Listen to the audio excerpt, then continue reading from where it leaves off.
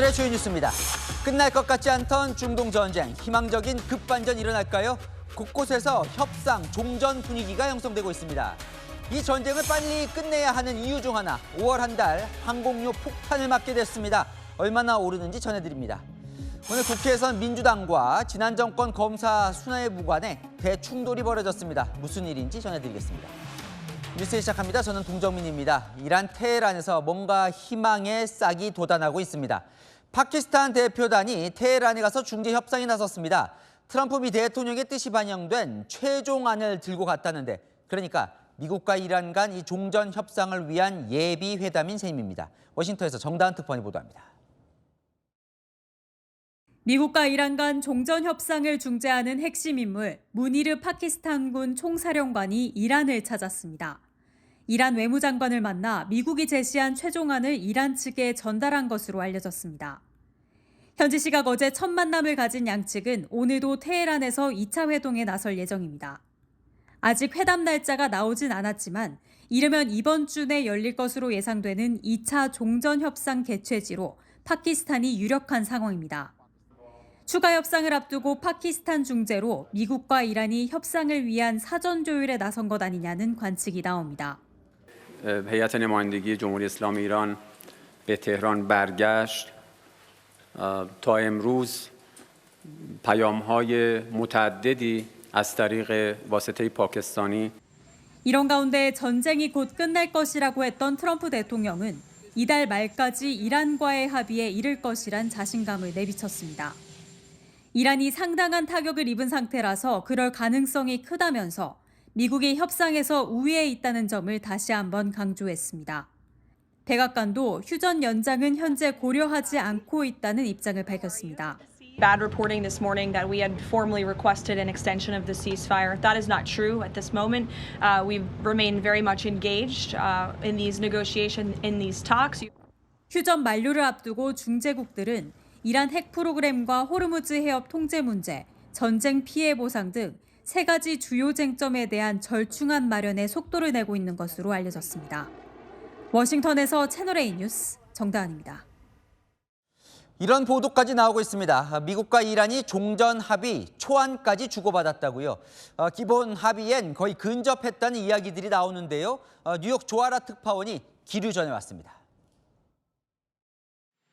미국과 이란이 전쟁 종식을 위한 기본 합의에 한 발 더 가까워졌다는 관측이 나오고 있습니다. 미국 정치 전문 매체 엑시오스는 핵 포기 등을 둘러싼 양측 간 입장차가 큰 만큼 파키스탄과 이집트, 튀르키예 등의 중재 아래 우선 큰 틀의 합의부터 추진하고 있다고 보도했습니다. 현지 시각 그제 미국 협상팀인 JD 벤스 부통령과 스티브 윗코프 백악관 특사, 제러드 쿠시너 선임 고문은 이란, 중재국들과 합의한 초안을 교환한 것으로 전해졌습니다. 한 미국 당국자는 각국과 전화통화는 물론 물밑 접촉까지 병행하며 합의에 점점 가까워지고 있다고 현지 언론에 밝혔습니다. 벤스 부통령은 이란 측도 합의를 원하고 있지만 내부 입장 정리가 필요하다는 점을 시사했습니다. You're not going to solve that problem overnight, but yeah, I think the people we're sitting across from wanted to make a deal. 백악관도 협상 타결에 대한 기대감을 드러내며 이란을 압박했습니다. But we feel good about the prospects of a deal, and it's obviously in the best interest of Iran to meet the president's demands. 포괄적 합의 이후 세부 조율까지 이어가기 위해서는 오는 21일 만료되는 휴전 기한 연장 가능성도 제기됩니다. 뉴욕에서 채널A 뉴스 조아라입니다. 종전까지 가는데 걸림돌로 여겨졌던 이스라엘과 레바논의 충돌, 이쪽도 숨통이 트이고 있습니다. 이 34년 만에 이스라엘 네타냐후 총리와 레바논 정상 간의 내일 회담 가능성이 나옵니다. 트럼프 대통령이 밝힌 내용인데 정작 두 국가는 아직 잠잠해서 현실 가능성은 조금 더 지켜봐야 할 것 같습니다. 김민곤 기자입니다. 트럼프 미 대통령이 SNS에 올린 글입니다. 이스라엘과 레바논 사이에 숨통을 트일 시간을 마련하려는 것이라며 두 정상이 마지막으로 대화한 지 34년이나 됐다. 내일 드디어 대화가 있을 것이라고 밝혔습니다. 미국과 이란의 종전 협상에도 이스라엘과 레바논 내 무장정파 헤즈볼라는 계속 충돌 중인 상황. אנחנו עומדים להכריע את בן ג'בייל, אנחנו עומדים בעצם לחסל את המעוז הגדול הזה של חיזבאללה. 트럼프 대통령이 중재에 나선 것으로 보입니다. 그제도 마코 루비오 미 국무장관 주재로 이스라엘과 레바논의 주미대사가 만난 적이 있습니다. People of Israel can live in peace, and the people of Lebanon can live not just in peace, but the prosperity and security that they deserve. 외신들도 이스라엘과 레바논 간 휴전이 이번 주 발효될 가능성이 높다고 보도하고 있습니다. 다만 AFP 통신은 레바논 측 관계자를 인용해 레바논 정부는 이스라엘 측 접촉 계획에 대해 아는 바가 없으며 어떠한 통보도 받은 적이 없다고 보도했습니다. 채널A 뉴스 김민곤입니다. 하지만 아직 중동 현지는 전쟁 분위기 그대로입니다. 호르무즈 해협, 이 이란 관련 선박에겐 돌아가지 않으면 무력 대응한다. 이런 미군의 경고가 나가고 있다고 합니다. 미국이 해협 철통 방어를 과시하고 있습니다. 성혜란 기자입니다. All vessels are advised to immediately return to port if leaving and discontinue transit to Iran if that is your next port of call. If you do not comply with this blockade, we will use force. 미군이 공개한 호르무즈 해협 경고 방송입니다. 미 중부사령부는 48시간 동안 봉쇄선을 통과한 선박은 단 한 척도 없었다며 선박 10척을 이란 해역으로 돌려보냈다고 강조했습니다. 트럼프 미국 대통령도 이 영상을 자신의 계정에 그대로 공유하며 압박 수위를 높였습니다. 미 해군은 페르시아만과 호르무즈 해협뿐 아니라 오만만까지 광범위한 해역에서 봉쇄 작전을 벌이고 있습니다. 실제로 이란의 반다르 아바스 항을 출발했던 이란 국적 화물선이 호르무즈 해협을 통과했지만 오만만에서 미 해군 구축함 스프루언스호에 차단돼 되돌아가기도 했습니다.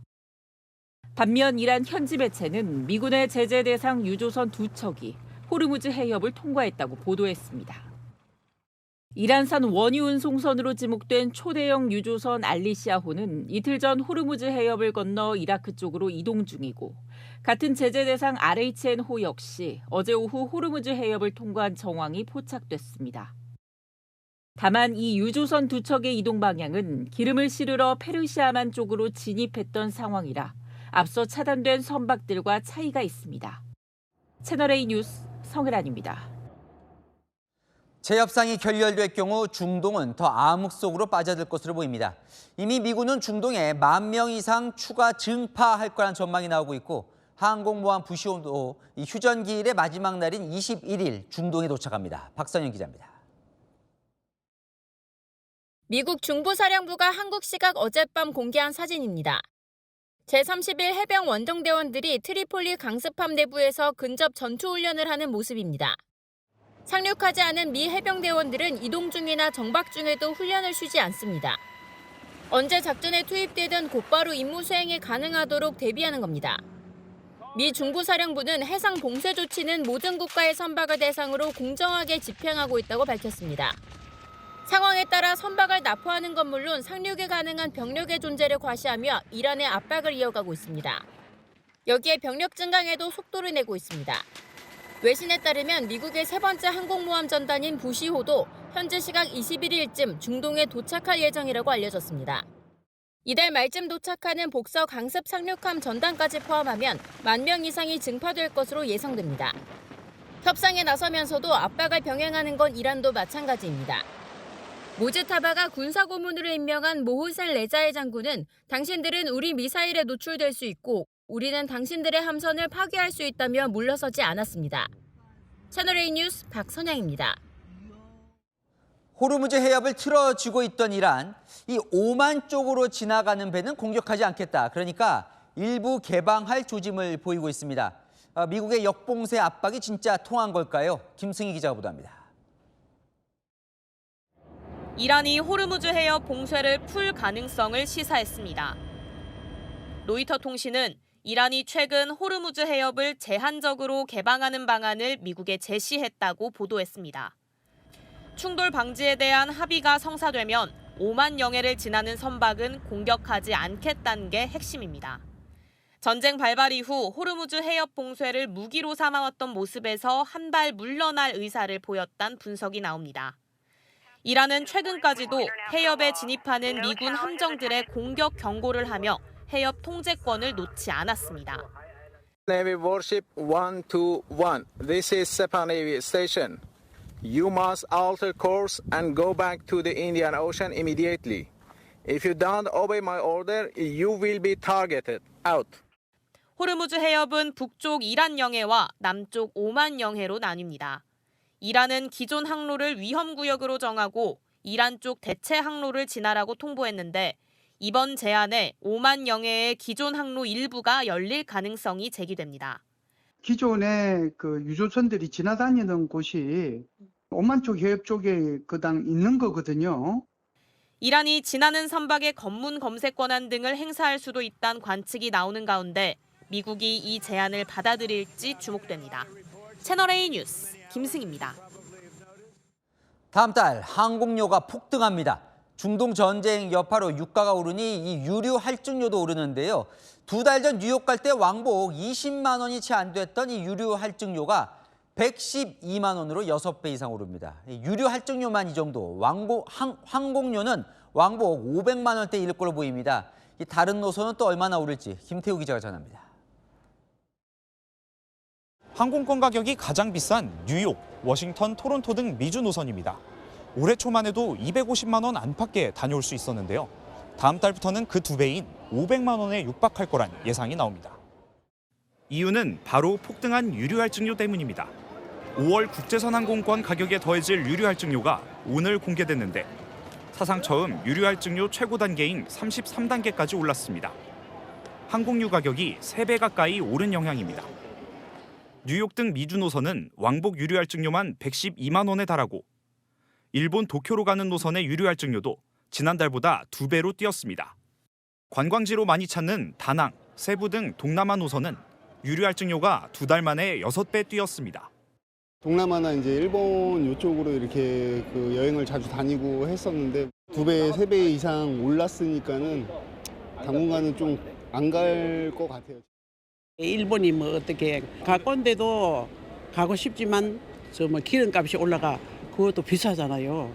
그거보다는 항공료 나오는 거예요. 유류 할증료가 이미 최고 단계에 도달하면서 이젠 기름값이 더 올라도 할증료를 올릴 수 없습니다. 업계 관계자는 고유가가 지속되면 항공사들 부담이 커져 간편이나 인원 감축 등이 확대될 수 있다고 밝혔습니다. 국토부는 오는 20일 항공사 대표들과 유류 할증료 대책을 논의할 예정입니다. 채널A 뉴스 김태우입니다. 올여름 해외여행 계획하셨던 분들 깜짝 놀라실 것 같은데요. 아는 기자, 경제산업부 박지혜 기자 나왔습니다. 야, 그러면요. 여름휴가 항공권, 여름휴가 가시려는 분들 항공권 그래도 언제 사는 게 싼 거예요? 지금입니다. 네, 빠르면 빠를수록 좋고요. 늦어도 4월 안에 사는 게 좋습니다. 이유 말씀드릴게요. 이번 달까지 사면 이번에 대폭 인상되는 5월 유류 할증료를 피할 수 있습니다. 유류 할증료는 지난 한 달간 항공유 평균 가격으로 정해집니다. 이 5월 요금 기준이 된 시기는 중동 상황 직후 유가가 급등했던 구간입니다. 반면 4월 요금은 그 이전 가격이 반영돼 있어서 차이가 날 수밖에 없습니다. 따라서 해외여행 계획 있으시면요. 최대한 빨리 구입하시는 게 좋겠고요. 여행사 통해서 티켓 사시는 분들은 이 유류 할증료 적용이 발권 시점 기준이기 때문에 꼭 확인하셔야겠습니다. 이번에 발표된 건 이제 5월 가격이잖아요. 그럼 조금 기다렸다가 6월 쪽 보면 좀 떨어지진 않을까요? 네, 사실 앞서 보신 것처럼요. 이 전쟁 상황이 예단하기가 어렵습니다. 그런데 항공유 가격 얼마나 올랐나 살펴보니까요. 5월 유류 할증료 산정 기준이 된 기간 동안 항공유 평균 가격은 1갤런당 511센트, 배럴 기준으로는 214달러까지 뛰었습니다. 이 전쟁 직전인 2월 27일과 비교하면 2배가 오른 겁니다. 업계에서는 이 상승세가 당분간 이어질 가능성이 크다고 보고 있습니다. 휴전하고 그러면 6월에 기름값이 좀 진정되지 않을까, 좀 더 기다리면 싸질까 기대할 수 있지만 유가가 진정되더라도 실제 항공유 가격에 반영되기까지 시차가 있다고 전문가들은 설명합니다. 네, 마지막으로 이게 궁금하던데 결국 기름값이 올라서 오르는 거잖아요. 그런데 보면 휘발유는 뭐 2배, 몇 배 이렇게 오르진 않잖아요. 근데 항공유는 왜 이렇게 많이 오르는 거예요? 네, 이 휘발유는 자동차를 움직이잖아요. 항공유는 훨씬 더 무거운 비행기를 움직입니다. 비행기에 들어가는 기름은 더욱 추진력이 좋고 화재 위험은 적어야겠죠. 그래서 일반적인 휘발유가 아닌 등유를 기반으로 만듭니다. 여기에 불순물이 없어야 돼서 품질 기준도 까다롭고 장기 보관도 어려워 관리 비용까지 더 붙습니다. 결국 이런 이유로 이번처럼 유가가 급등할 때는 요금에도 빠르게 반영되는 겁니다. 저비용 항공사들도 곧 다음 달 적용할 유류 할증료를 발표할 예정이라 계속해서 지켜봐야겠습니다. 잘 들었습니다. 아는 기자, 박지혜 기자였습니다. 이 산에 오르면 막힌 운도 트인다. 솔깃해지죠. 관악산이 그렇다는 입소문이 나면서 청년들의 등반이 이어지고 있습니다. 불확실한 미래 속 저마다의 바람을 품고 산을 오르는 이들을 만나봤습니다. 배준석 기자의 현장 카메라입니다. 나를 위해 한번 믿어보는 겁니다. 관악산 오셔야겠다라고 결심하신 이유가 있으세요? TV에서 그 관상하시는 분인가 그분이 그런 그 멘트를 치셔가지고. 어떤 멘트요? 3번 오면 운이 풀린다고. 운 풀린다는데 뭐 복장이 대수겠습니까? 취준생인데 오늘 관악산의 정기 사주에 불이 부족한 친구들이 있어서 사주에 불을 채우고자 관악산을. 3번 오면은 여기는 막 풀리고 막 들어준다 이런 얘기가 있더라고요. 정말요? 진짜요? 그 유명해진 게 3번 오면 소원을 이루어준대, 관악산. 오늘이 시작으로 시험 전까지 3번 오겠습니다. 청춘의 발걸음이 632m 정상을 향합니다. 작은 소망들 쌓은 이곳에 나의 바람도 얹어봅니다. 어떤 거 소원 비셨는지 한마디만 해주세요. 취업 되게 해달라고요. 정상까지 고된 길입니다. 하지만 이런 순간이 힘이 됩니다.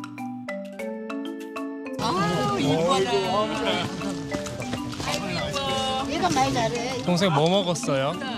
산에 와서 뭐 먹었어요? 아이스크림이랑? 형 뭐 먹었어? 얘기해보세요. 행복에 심취한 이 순간을 방해한 것 같아 미안합니다. 이제 연주대 가보자. 연주대 가서 사진 찍고 라면 먹으러 가게. 오르다 보면 끝이 있습니다. 참고 이겨낸 나를 사진으로 남깁니다. 지금 40분째. 네, 40분. 여기서 사진을 찍으려고. 날 위해 찾은 정상이었지만 서로를 응원합니다. 잘 나온다, 언니. 잘 나오나요? 좋아요. 지금 해가 밝아. 잘 나온다. 대박. 야, 너무 예뻐. 야, 너무 예뻐. 야, 대박이야. 야, 진짜. 야, 전기 네가 다 받아. 진짜 대박. 기를 많이 받으신 것 같아. 표정이 좋아. 물론 이런 사람도 있기 마련입니다. 지웠다고는 하는데 여전히 얼룩덜룩하네요. 근데 여기까지 와서 저거를 하는 것도 열정이야. 안타까운 사람이에요. 3일간 만난 청년들이 이곳을 오른 이유였습니다. 이 친구는 지금 약간 재활 중인데 건강이 좀 회복되는 거가 있으면 좋을 것 같고요. 저는 투자 성공하면 창업 성공 기원 빌러왔습니다.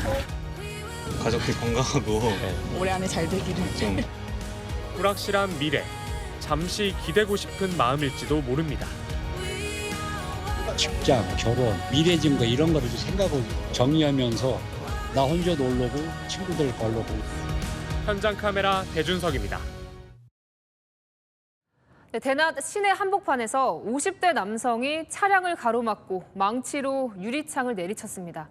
차 안에는 아내가 타고 있었는데요. 무슨 사연인지 허준원 기자가 보도합니다. 한 남성이 도로를 가로막고 고무망치로 차량 유리창을 내려칩니다. 순식간에 앞유리창이 산산조각이 납니다.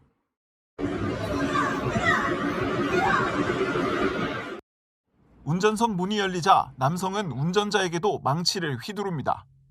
차가 움직이자 운전석 문을 붙잡습니다. 뒷좌석도 연신 열려고 애를 씁니다. 놀란 행인들이 황급히 자리를 뜹니다. 어제 오전 울산 시내 한복판에서 벌어진 일입니다. 앞에 딱 가로질러가지고 막아놓고 그래 내려가지고 막 망치가 끌려 되는 거더라고. 고무망치를 휘두른 남성은 50대 A씨. 차 뒷좌석엔 A씨 아내가, 운전석에는 70대 남성이 타고 있었습니다.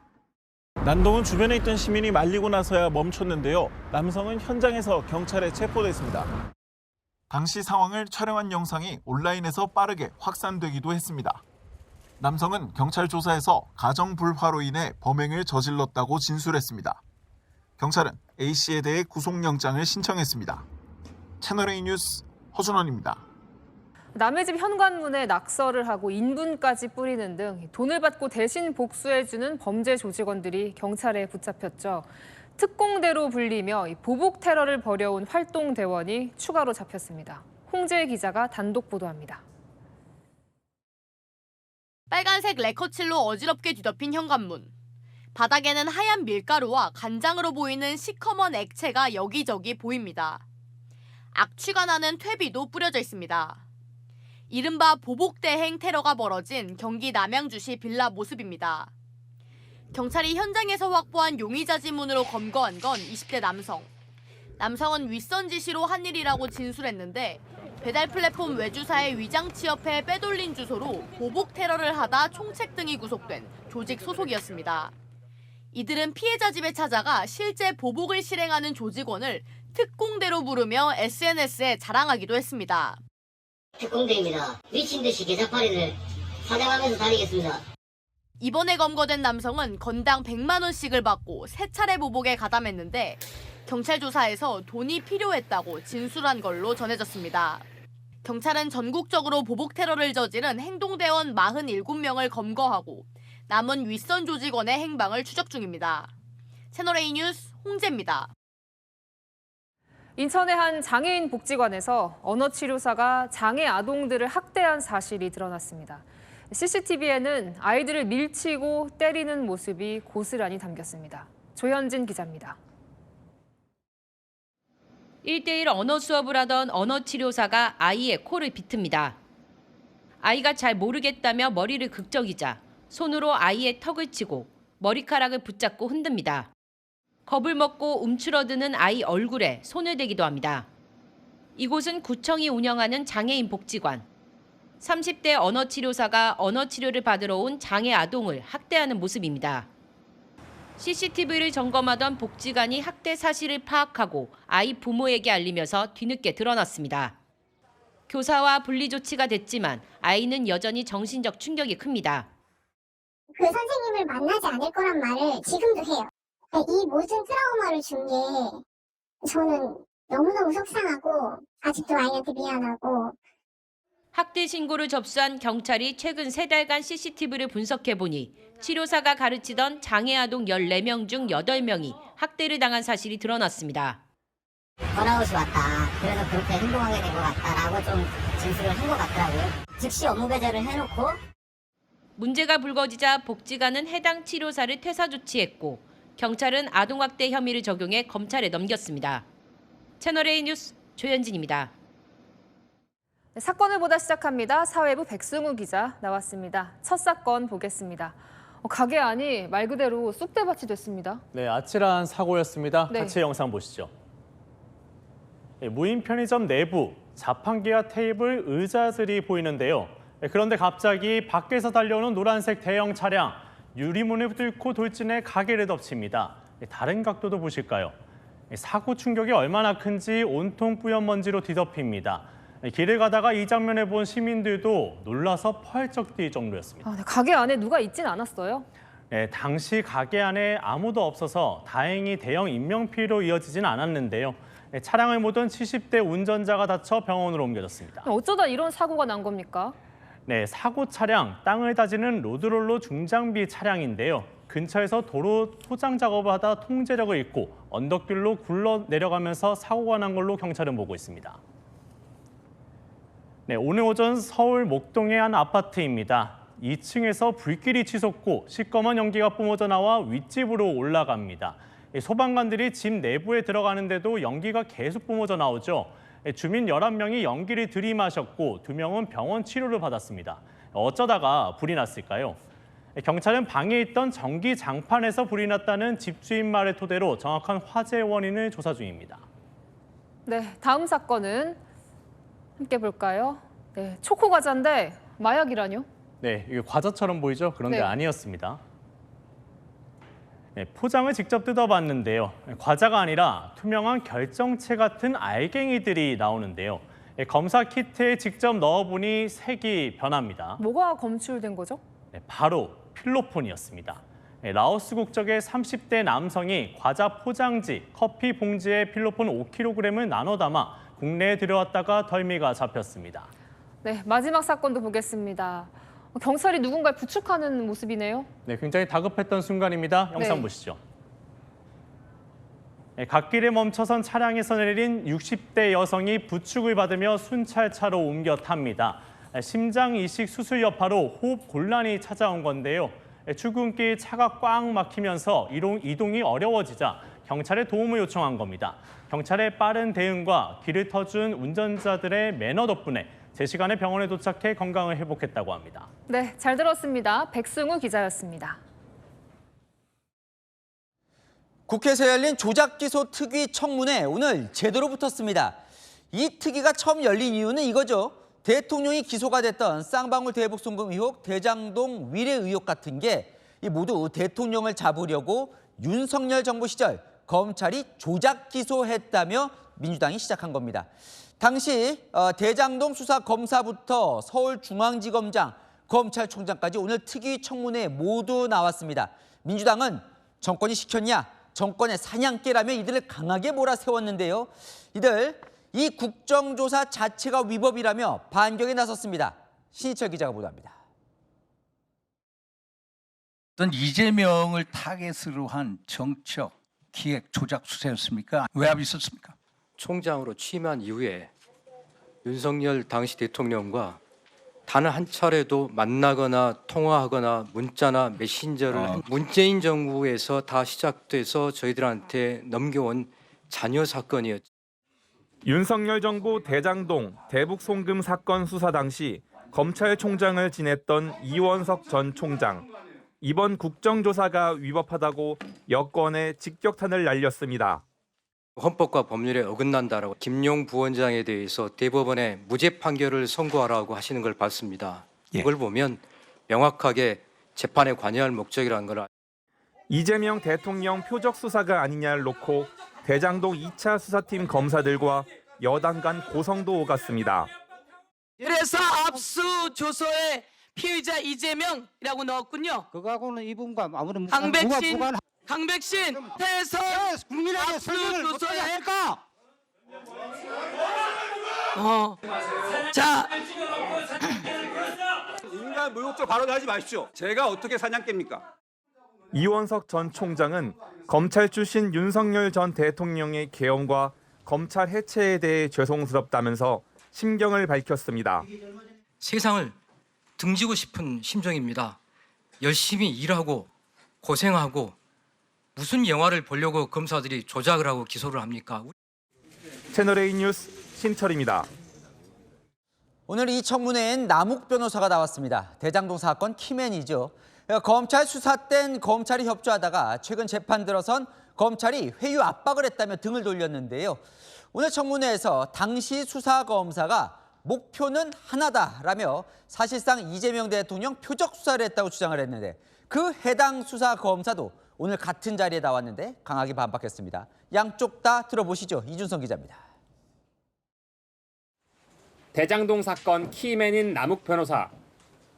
2022년 검찰 조사 때 협박성 발언을 들었다며 구체적 정황을 거론했습니다.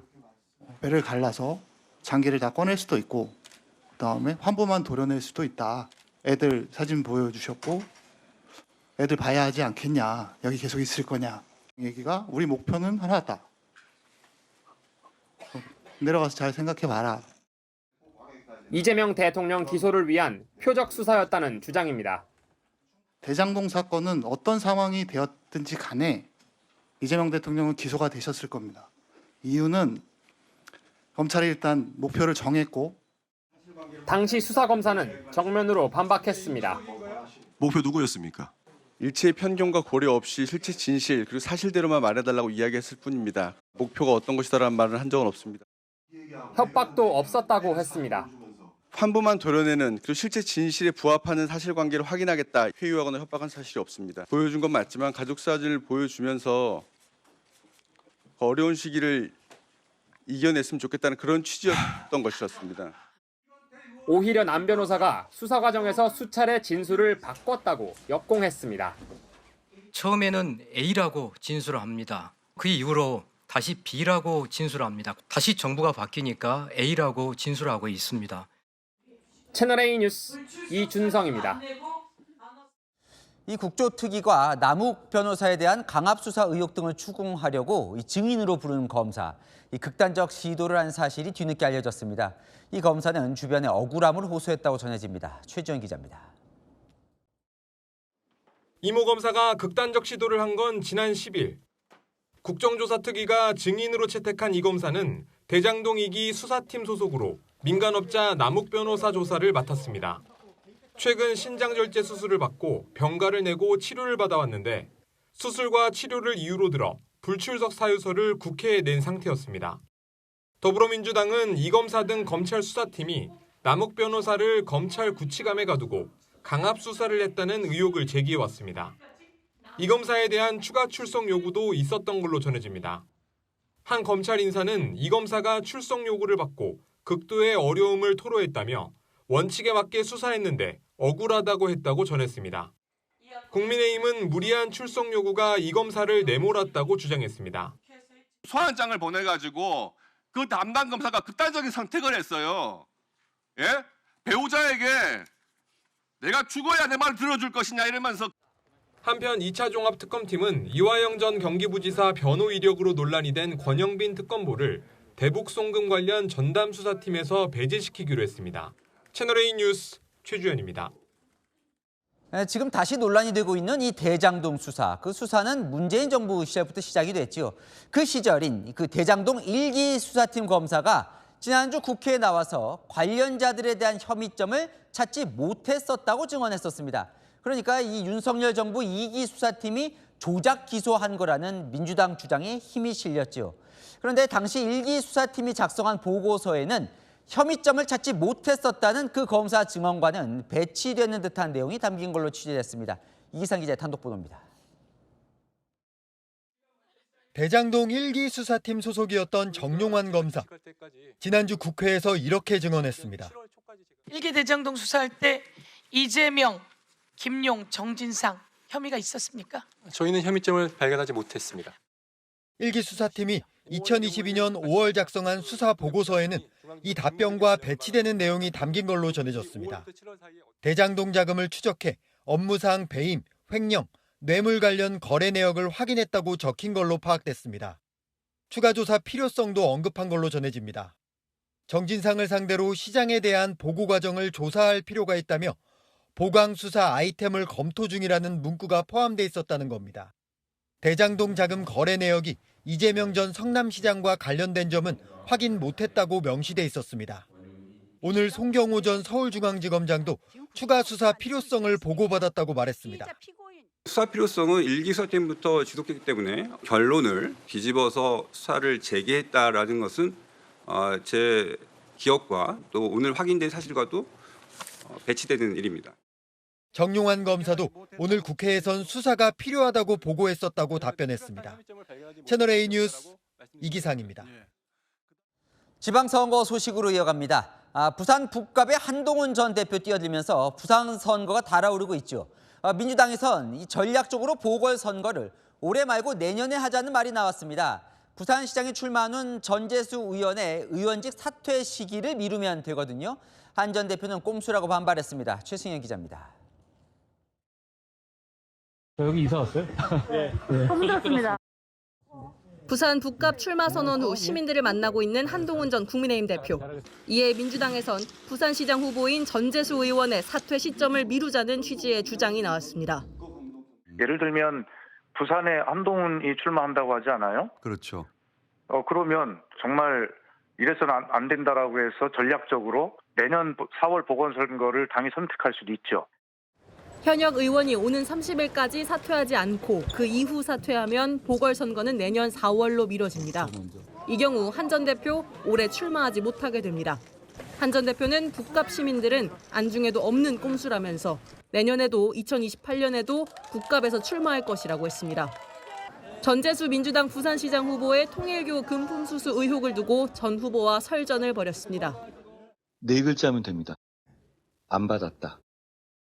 이거 어렵습니까? 혹시라도 부산시장 되면 까르띠에 뇌물 받은 공무원이 촉발됐어요. 본인은 자를 겁니까? 안 자를 겁니까? 악의적인 선전선동, 그다음에 남을 비판하면서 자신의 존재감을 키우려고 하는 그런 이제 정치 행태를 보여왔기 때문에 거기에 제가 일일이 대응할 이유가 없고. 채널A 뉴스 최승현입니다. 경기 평택을로 가보겠습니다. 이곳 보궐선거 출마를 선언한 조국 혁신당 대표. 평택을 출마인데 평택군, 평택병 이런 논란이 벌어졌습니다. 조 대표의 반론까지 서창호 기자가 보도합니다. 어제 조국 혁신당 대표가 SNS에 올린 글입니다. 음식 사진과 함께 평택군 한 식당에서 닭칼국수를 먹었다고 적었습니다. 경기 평택을에 출마하는 유이동 전 국민의힘 의원은 공부가 아직 한참 부족하신 것 같다고 꼬집었습니다. 평택시가 된 지 30년이 지났다는 지적으로 조 대표는 곧 평택시로 바로잡았습니다. 단순한 실수라고 표현을 하지만 그런 단순한 실수를 하지 않아야 되는 게 지역을 대표하는 국회의원의 자세가 아닌가 싶지요. 현수막 논란도 불거졌습니다. 국민의힘 소속 시의원이 조 대표가 지역구를 헷갈려 평택을이 아닌 평택병 지역에 현수막을 건 게 아니냐고 한 겁니다. 조 대표는 평택시 전체에 건 당 현수막이라며 사실 확인을 하고 비판하라고 반박했습니다. 평택군 표기에 대해선 깜빡 실수한 후 바로 정정한 오타라고 설명했습니다. 먼저 뛰고 있던 김재현 진보당 대표와도 각을 세웠습니다. 대의에도 명분에도 충실하지 않은 판단인 것 같아서 이해하기가 어렵다는 생각입니다. 진보당도 저희에게 후보 철회 요청할 수 없고 저희도 할 수 없는 것입니다. 그것이 현실 정치라고 생각하고. 채널A 뉴스 서창호입니다. 새로운 격전지로 떠오르는 지역 바로 경기 하남갑입니다. 이 추미애 의원이 경기지사 후보가 되면서 재보궐선거 예상되는데 송영길, 유승민 이런 빅샷들 출마가 거론됩니다. 하남갑 여야 모두 놓칠 수 없다며 벼르고 있는데요. 남영주 기자가 하남에 가서 시민들도 만나봤습니다. 추미애 의원이 더불어민주당 경기지사 후보로 확정되면서 오는 6월 보궐선거가 유력한 경기 하남갑. 민주당에선 송영길 전 대표, 국민의힘에선 유승민 전 의원의 등판 가능성이 거론됩니다. 민주당 관계자는 송 전 대표도 유력한 후보군이라고 했고 국민의힘 관계자는 당이 요청하면 유 전 의원이 움직일 가능성이 있다고 했습니다. 하남갑은 2년 전 총선에서 추 의원이 불과 1200표 차이로 당선된 곳. 여야 모두 놓칠 수 없다는 분위기입니다. 하남 민심 들어봤습니다. 굵직한 인물들이 거론되면서 기대감을 나타냅니다. 어떻게 보시나요? 나온다 그래요? 뭐 그런 얘기도 있어요. 어떻게 생각하세요? 유승민 전 대표는? 나오면 좋지 뭐. 근데 어느 정도 저게 균형감이 있으니까. 지금 민주당 전체적으로 지금 다 우세한 상황이니까 송영길 그분이 좀 더 유리하지 않을까. 지역 일꾼이 중요하다며 빅샷 거부감도 만만치 않았습니다. 철새잖아요. 우리 하남시의 지역 발전을 위해서는 하남시 사람이 좋은 것 같아요. 잘하든 못하든 그래도 하남이 더 잘 운동을 할 거니까 그분들 더 낫지. 외국에서 오셔갖고 뭘 좀. 노후 정치인들은 물러나야지. 젊은 사람들 나오고 그래야지. 맨날 낙하산 타고 내려와가지고. 채널A 뉴스 남영주입니다. 이 장동혁 국민의힘 대표 지방선거 앞두고 방미길에 올라 뒷말도 많았죠. 가서 뭘 했는지, 어디서 누굴 만나고 뒷말을 없앨 만한 성과는 이뤘는지 손인혜 기자가 전해드립니다. 5박 7일 방미 마지막 날. 공화당 출신 인사들이 이끄는 국제공화연구소를 찾은 장동혁 국민의힘 대표. 초청연설로 마지막 날 일정을 시작했습니다. My party and the people of Korea will spare no effort to strengthen the Korea-US alliance. Go together. 이어 백악관을 찾았습니다. 기다리고 있었습니다. 이거 다 보안 사항이라서 말씀드릴 수가 없습니다. 행정부 관계자들을 면담했고 바로 국회의사당으로 향해 트럼프 대통령 측근인 빌 해거티 공화당 상원의원 등도 만났습니다. 이어 열린 특파원 간담회. 장 대표는 미 행정부 당국자가 이란 전쟁에서 기본적인 것은 미국과 결이 같은 목소리를 내는 게 필요한데 한국은 그렇지 않은 것 같다고 전했다고 밝혔습니다. 화보 찍냐는 싸늘한 당내 일각의 시선에 대한 질문도 나왔습니다. 당 대표의 역할에 대해서 지방선거를 앞두고 어떤 것이 중요한지에 대해서 생각은 다를 수 있다고 생각합니다. 다른 부분이 있다면 만나서 설명드리고. 민주당은 성과 없는 허세 정치라고 비판했습니다. 채널A 뉴스 손인혜입니다. 유튜버 전한길 씨가 구속 기류에 놓였습니다. 유튜브에서 이재명 대통령이 비자금 1조 원을 숨겨놨다. 이준석 개혁신당 대표의 하버드대 경제학 복수 전공이 거짓이다. 허위 사실을 퍼뜨린 혐의입니다. 김다정 기자가 보도합니다. 차에서 내려 법원으로 들어서는 전한길 씨. 전 씨는 유튜브에서 이재명 대통령이 대장동 비자금 1조 원 가량을 숨겨놨고 이준석 개혁신당 대표의 미국 하버드대 경제학 복수 전공은 거짓이라고 말한 혐의로 구속심사를 받으러 왔습니다. 유독 전한길 저를 딱 콕 집어가지고 이렇게 고소 고발한 것은 이거는 부당하다고. 수사기관은 전 씨가 허위사실 유포로 후원금 등 수천만 원의 수익을 올렸다며 혐의의 중대성을 강조한 반면 전 씨는 돈과는 무관하다고 반박했습니다. 이준석이나 이재명 언급 안 하는 날도 보통 그 정도 수익이 나와요. 수익을 얻기 위해서 제가 그걸 보도했다 이런 것은요 가짜 뉴스입니다. 외국 언론 보도를 검증 없이 인용했지만 알 권리를 위해 한 일이라고도 했습니다. 3시간 넘게 진행된 구속 전 피의자 신문에서도 검찰과 전 씨 측은 재범과 도주 우려를 놓고 맞섰습니다. 오늘 3시간 넘게 구속심사 받으셨는데 입장 있으십니까? 네, 성실하게 잘 받고 왔습니다.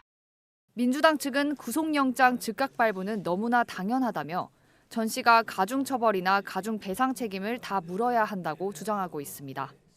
채널A 뉴스 김다정입니다. 땡큐 삼성, 빅테크 CEO들이 삼성을 향해 공개적으로 감사의 뜻을 전하고 있습니다. 엔비디아 젠슨 황에 이어 이번엔 테슬라의 일론 머스크입니다. 자체 개발한 AI 칩을 공개하며 감사 인사를 전했는데 어떤 배경인지 최다희 기자가 보도합니다. 테슬라 CEO 일론 머스크가 자신의 SNS에 테슬라의 자체 개발 인공지능 칩 AI5 설계 완료를 알리며 사진을 공개했습니다. 그러면서 이 칩 양산을 가능하게 해준 삼성전자에 깊은 감사를 드린다고 공개적으로 감사를 표했습니다. AI5 칩 하단에 각인된 KR2613은 삼성전자 한국 공장에서 2026년 13주차에 만들어졌다는 뜻입니다. This chip will be made in basically in 4 places: TSMC Taiwan, Samsung Korea, TSMC Arizona, and TSMC Texas. 삼성전자가 생산할 AI5 칩은 테슬라의 자율주행 차량과 휴머노이드 로봇에서 핵심 두뇌 역할을 하는 연산 칩입니다. 앞서 엔비디아 CEO 젠슨 황도 자신들의 차세대 AI 칩 개발에 삼성이 참여하고 있음을 알리며 감사를 표한 바 있습니다. I want to thank Samsung, who manufactures the Grok LP30 chip for us. 글로벌 빅테크들이 연일 삼성과 손을 잡으며 AI 반도체 경쟁에서 삼성의 존재감이 더욱 커지고 있습니다. 채널A 뉴스 최다희입니다. 장거리 비행에서 가장 힘든 건 좁은 좌석에서 잠을 청하는 일이죠. 뉴질랜드 항공이 세계 최초로 이코노미 좌석에 침대칸을 도입합니다. 어떤 모습일지, 추가 지불 금액은 얼마인지 오은선 기자가 취재했습니다. 비행기 좌석 한가운데 마련된 침대형 공간. 승객들이 양쪽 침대에 누워 휴대전화를 보거나 잠을 잡니다. 뉴질랜드 항공사 에어 뉴질랜드가 오늘 11월부터 이코노미 승객을 위한 침대 칸, 이른바 스카이네스트를 세계 최초로 도입합니다. 오클랜드 뉴욕 노선에 투입되는 보잉 787-9 기종에 6개의 수면 캡슐 형태로 설치되고 승객들은 최대 4시간 동안 사용할 수 있습니다. 이용 요금은 기존 항공권에 약 43만 원을 더 내면 되는데 비즈니스석보다 저렴한 가격에 누워가는 경험을 제공하겠다는 전략입니다. 이용할 의향은 있을 것 같아요. 좀 장거리 비행을 하거나 비즈니스보다 훨씬 저렴하게 나온다면 의향은 있을 것 같습니다. 이용이 끝나면 30분 동안 침구를 교체하고 음식물 반입과 동반 이용은 제한됩니다. 에어 뉴질랜드는 장시간 비행을 감수할 수 있어야 뉴질랜드 방문 수요를 끌어낼 수 있다며 도입 취지를 설명했습니다. 다른 항공사들도 침대형 좌석과 기내 휴식 공간 도입을 예고하며 이코노미 승객 편의 경쟁에 나서고 있습니다. 채널A 뉴스 오은선입니다. 스스로를 예수에 빗댔다가 역풍을 맞았던 트럼프 대통령, 이번엔 예수에게 안겨있는 자신의 이미지를 공개했습니다. 이라는 이런 트럼프를 조롱하듯 AI 영상으로 맞불을 놨는데 여기에도 예수가 등장했습니다. 공국진 기자입니다. 트럼프 대통령이 SNS에 올린 이미지입니다. AI로 만든 듯한 이미지엔 예수가 트럼프 대통령을 안고 있습니다. 눈을 감고 머리를 맞댄 두 사람 뒤엔 미국 국기가 떠 있습니다. 트럼프 대통령은 이미지를 공유하면서 급진자파 광신도들은 좋아하지 않을 수 있지만 나는 괜찮다고 생각한다고 적었습니다. 트럼프 대통령은 앞서 흰옷과 붉은 망토를 걸친 채 병든 남성의 이마에 손을 얹은 자신의 이미지를 올린 바 있습니다. 자신을 예수에 비유한 것 아니냐는 비판이 쏟아지자 12시간 만에 삭제했습니다. I thought it was me as a doctor and had to do with Red Cross as a Red Cross worker there, which we support. 이란도 가만히 있지 않았습니다. 주 타지키스탄 이란 대사관은 진짜 예수가 트럼프 대통령에게 다가와 응징을 하는 패러디 영상을 올리며 맞불을 놨습니다. Your reckoning has come. 미국과 이란 간 종전 협상이 속도를 내지 못하는 상황에서 앙금이 여전한 모습입니다. 채널A 뉴스 공국진입니다. 총격범과 마주하게 되면 그대로 얼어붙을 것 같은데요. 미국의 한 고등학교 교장은 달랐습니다. 총기를 들고 학교에 들이닥친 남성을 온몸으로 막아냈습니다. 김재혁 기자입니다. 학교 복도 한 남성의 손에 총이 들려 있습니다. 그 순간 한 노년 남성이 주저함 없이 달려들어 넘어뜨리고 온 힘을 다해 총을 들지 못하도록 막아냅니다. 목숨을 걸고 총격범을 막아선 건 이 학교 교장이었습니다. 총에 맞아 부상을 입었지만 다행히 생명에는 지장이 없었습니다. 경찰은 교장의 용감한 대처가 대형 참사를 막았다며 공로를 치하했습니다. 실내 경기장에서 축구를 즐기던 소년들, 그중에 한 명이 밖으로 나가려 철제 문을 손으로 잡는 순간 온몸이 뻣뻣하게 굳어버립니다. 갑자기 멈춰버린 소년에게 다가온 친구, 강한 전류가 흐른다는 걸 알고도 친구의 바지를 잡고 울타리에서 떼어냅니다. 감전사고를 당했던 친구는 친구의 빠른 판단 덕에 기적적으로 목숨을 건졌고 구조한 친구의 용감함이 SNS상에 화제가 됐습니다. 평온하던 인도의 한 가게, 쇼윈도 밖으로 소 2마리가 싸움을 벌이는가 싶더니 가게 유리창을 뚫고 들이닥칩니다. 좁은 가게 안을 헤집으며 계속해서 서로 들이받는 소들. 앉아있던 직원은 탁자 아래로 몸을 숨겼다가 나무 막대기로 소를 쫓아냅니다. 가게는 아수라장이 됐지만 다행히 인명피해는 없었습니다. 채널A 뉴스 김재혁입니다. 하늘에서 돈이 내리는 상상, 중국에서 실제로 벌어졌습니다. 한 여성이 아파트 창밖으로 2억 원어치의 현금을 뿌렸습니다. 왜 그랬을까요? 이서영 기자가 전합니다. 한 여성이 괴성을 지르며 창밖으로 무언가를 내던지고 작은 종이 다발이 흩날립니다.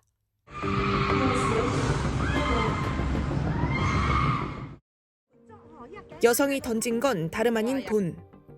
중국 광동 지역의 한 고층 아파트에서 한 여성이 우리 돈 2억 원이나 되는 지폐를 뿌렸습니다. 현지 경찰은 여성이 가족의 병으로 인한 극심한 스트레스를 겪고 있었던 걸로 파악했습니다. 돈을 주우려는 인파가 몰리기도 했지만 일부는 주인에게 반환됐습니다.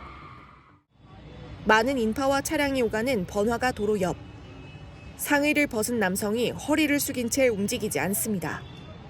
인도 서남부의 마하라시트라 지역에서 비슷한 모습이 반복적으로 포착되면서 현지 언론들은 이른바 좀비 마약으로 불리는 펜타닐이 도시 깊숙이 퍼진 것 아니냐는 우려를 제기했습니다. 인도 정부는 신종 마약 확산 우려로 인해 국경 단속을 강화하고 있습니다. 공항을 가득 메운 사람들. 안내 화면엔 대기 시간이 90분 이상이라고 써 있습니다. 지친 이용객들은 공항 바닥에 주저앉았습니다. 최근 유럽연합이 디지털 출입국 시스템을 도입하면서 혼란이 잇따르고 있습니다.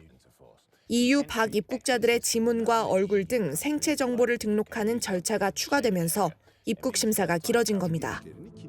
보안 강화를 위한 조치지만 초기 등록 과정이 비효율적이라는 지적이 나옵니다. 채널A 뉴스 이서영입니다. 코로나 시기에 쟁여뒀던 마스크 아직 갖고 계신가요? 봄철 미세먼지에 다시 꺼내 쓰려는 분들 한 번 더 확인하셔야겠습니다. 마스크도 사용 기한이 있다는데요. 김세인 기자가 알려드립니다. 코로나19 유행 때 사뒀던 KF94 마스크 박스들. 사용 기한을 확인해 보니 2025년까지입니다. 봄철 황사 등으로 최근 마스크 사용이 늘었지만 사용 기한은 생소합니다. 몰랐어요. 정말 몰랐어요. 기회될 때마다 박스로 이렇게 구매를 했었기 때문에 새 박스도 있을 것 같은 생각이 들어서 정말 아깝죠. 사용 기한이 있는지 몰랐고 이따 집에 가서 한번 확인해 봐야 될 것 같아요. 의약 외품으로 허가받은 마스크의 사용 기한은 제조일로부터 36개월입니다.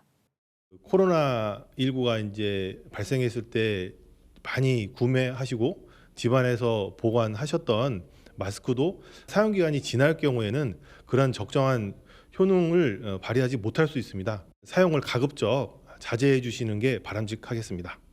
실제로 식약처는 사용 기한이 지난 마스크 8만여 장을 변조해 판매한 유통업자를 적발해 검찰로 송치했습니다. 날짜를 어떻게 하신 거예요? 이거는? 이걸 지워가지고.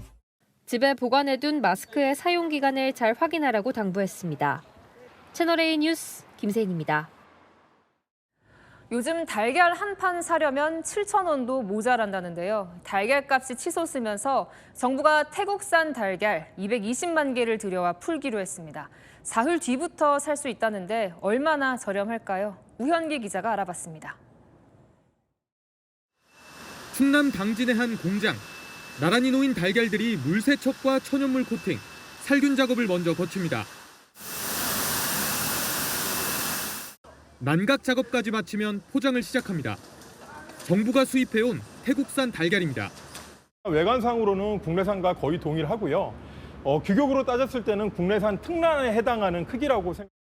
태국산은 흰색인 미국산 달걀과 달리 갈색란입니다. 사료 첨가제나 뭐 이렇게 들어가는 성분에 의해서 조금씩 다르긴 하지만 외관상 조금 더 노른자가 진하고 영양가가 좀 이렇게 고소한 맛이 난다라고 평가를 하는 분들이 많이 계십니다. 소비자들 반응은 어떨까? 크게 맛 차이가 안 난다면은 한번 시도해보고 근데 나중에 좀 익숙해지면 괜찮지 않을까라는 생각이 드네요. 가격 면에서는 좀 나쁘진 않을 것 같습니다. 태국산은 아직도 한 번도 사 먹은 적이 없어서 검증되진 않았잖아요. 국내산 달걀은 7,000원에 육박하는 상황. 태국산 달걀은 30구 한 판에 5,890원에 19일부터 홈플러스에 풀릴 예정입니다. 채널A 뉴스 우현기입니다. 남북 협력의 상징이었던 개성공단, 그 개성, 북한이 군사기지로 전환할 조짐이 보입니다. 개성을 대적 제1초소로 불렀는데요. 서울과 개성 간의 직선 거리는 불과 50km. 북한 장사정포 배치하면 사실상 서울 전역이 사정거리 안에 들어갑니다. 김정근 기자가 보도합니다. 북한 노동당 기관지 근로자입니다. 지난해 12월호에 실린 한 기고문에 개성시 안전국에선 군인들에게 남쪽 국경 관문, 대적 투쟁의 제1선 초소를 지켜섰단 사명감을 새겨주고 있다는 내용이 실렸습니다. 남쪽 국경 관문이나 1선 초소는 전형적인 군사용어로 북한이 개성 일대를 군사적 요충지로 보고 있음을 시사합니다. 개성에서부터 서울의 경복궁까지는 직선거리로 약 50km. 과거 북한이 개성 인근에 배치했던 장사정포 사거리 안에 한강 이남 지역, 사실상 서울 전역이 들어옵니다. 도로가 잘 돼 있었기 때문에 직선으로 바로 내려올 수 있는 그런 요충지였다. 김대중 정부 시절 북한은 개성공단 설립에 합의하며 개성의 6사단과 62포병여단 등을 후방으로 옮겼는데 6년 전 남북 연락사무소를 일방적으로 폭파한 후 개성공단 재무장 가능성을 거론해왔습니다. 개성공업지구에 이 지역 방어 임무를 수행할 연대급 부대들과 필요한 화력구 분대들을 전개하게 될 것이다. 채널A 뉴스 김정근입니다. 세월호 참사 12주기를 맞아 경기 안산에서 추모식이 열렸습니다. 이재명 대통령은 대한민국 대통령으로서 무거운 책임을 통감한다며 생명과 안전에 관해서는 단 한치의 빈틈도 허용하지 않겠다고 강조했습니다. 현직 대통령이 세월호 참사 기억식에 참석한 건 이번이 처음입니다. 오늘도 더웠는데요. 내일은 남부지방 중심으로 비가 오면서 고온 현상이 잠시 누그러집니다. 이번 비는 호남과 영남에 최대 60, 제주에 100, 산간 지역에 150mm로 양이 많겠습니다. 특히 제주에는 강한 비바람이 몰아칠 텐데요. 시간당 최대 30mm의 집중호우가 예상돼서 피해 없도록 조심해야겠습니다. 일찍 찾아온 더위는 잠시 물러납니다. 내일 아침 서울 14도, 한낮에는 20도에 머물겠고요. 광주와 부산은 20도 아래로 내려가겠습니다. 비가 그친 뒤 다시 낮 기온 25도 이상으로 올라섭니다. 주말인 모레는 서울 27도, 글피는 28도로 쑥쑥 오릅니다. 날씨였습니다. 뉴스의 맛입니다. 시청해주셔서 감사합니다.